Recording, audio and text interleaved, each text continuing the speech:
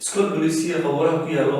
dowladda waxay u qabatay dadka marxuumiintaas meesha ku duwan eeladooda inay kala baxaan muddo 10 beri ah. qabuuraha la soo faagama xumeen beesada yaa qaadahaya.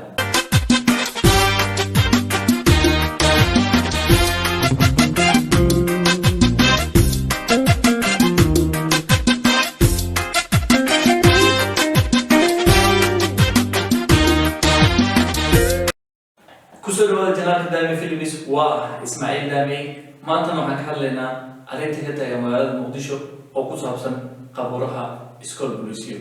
iskool booliisiyo waxaa tagay culimada Soomaaliyeed oo u fatwoodeen in dowladda xaq u leedahay in dadka meeshaas ku duugan laga bixiyo miidadkooda maadaama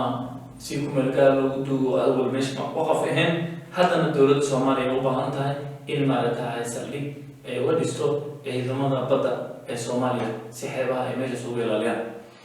waayo su-aashiis weydiinta mudana waxay tahay culimada Soomaaliyeed intii aysan aftoonin waa u jeedna dowladdii Soomaaliyeed culimada iska soo hormarisay si loo aaminay culimada mis weydiiyeen mase iska hubeen dhulkan maxaa lagu qaban doonaa. dowladda waxay sheegtay dhulkii maaragtahay loo dhisi doono ciidamada badda, laakiin dadka Muqdisho jooga nuxnuxda hoose isla dhex maraya waxay tahay in shakhsiyaad laga gado meeshan oo laga dhisi doono hoteelo iyo goobo ganacsi. marka culimada Soomaaliyeed oo noo sheegeen in dhulkaas loo adeegsan doono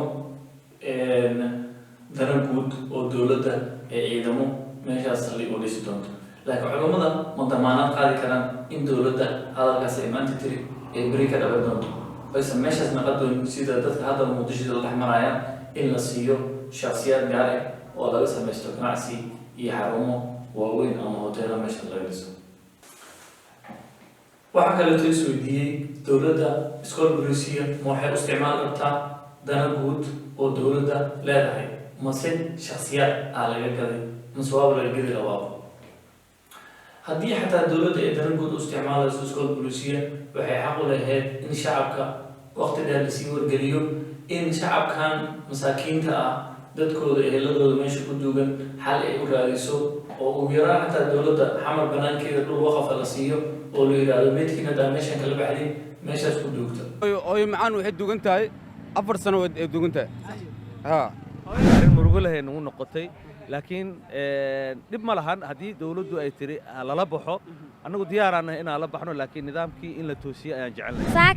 saaka wixii warqada ayadoo la imaan ma la bixi karo. iska dhaaf in dadkii maantida ay shacabka loo turay waxaaba lagu sii yiri $30 haddaa bixinayn qabrigiina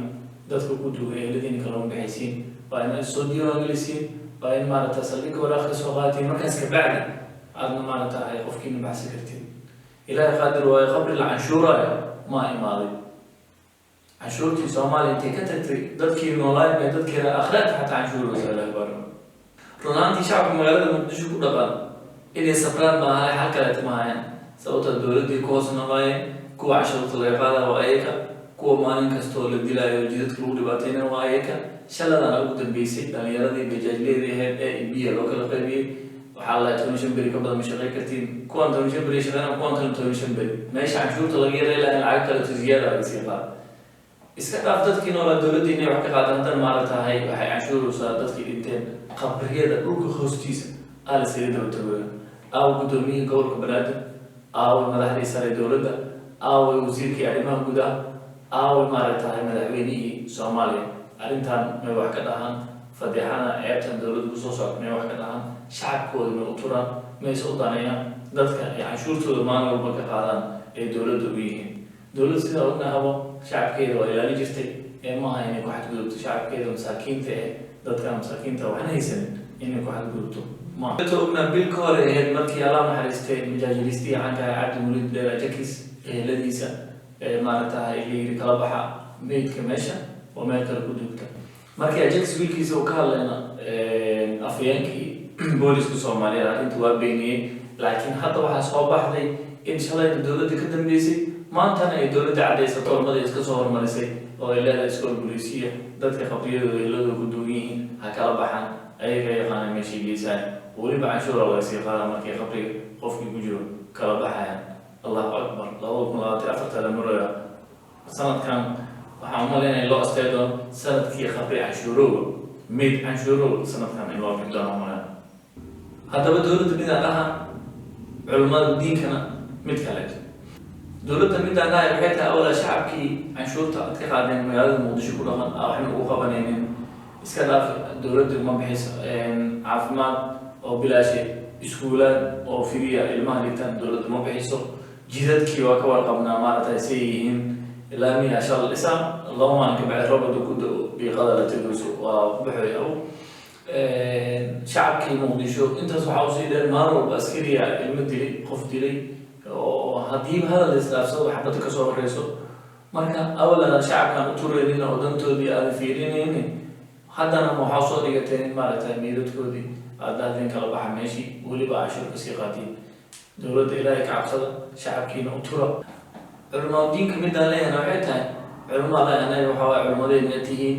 dadkii ahlu diinkaa tihiin dadkaan ixtiraameynaa tihiin dadkii aan hadalkooda aan dhegeysanayna tihiin marka waxaa idinka rabaa waxa aad fadoomaysiin inaad iska hubsatiin waa ogtiin soomaaliya danihii iska batay waxaa waaye qof walba oo danihiisu iska wataa dowladda dhexdeeda ee laftirkeeda iskama warqabta saan ognahay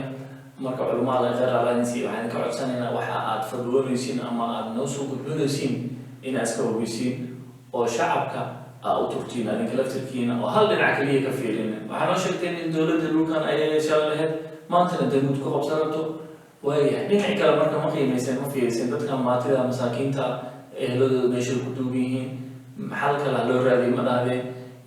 ma isweydiisaan mase kaliya dowladda hadalkeeda le oo mirteeda bisa maaragtay fulnoosin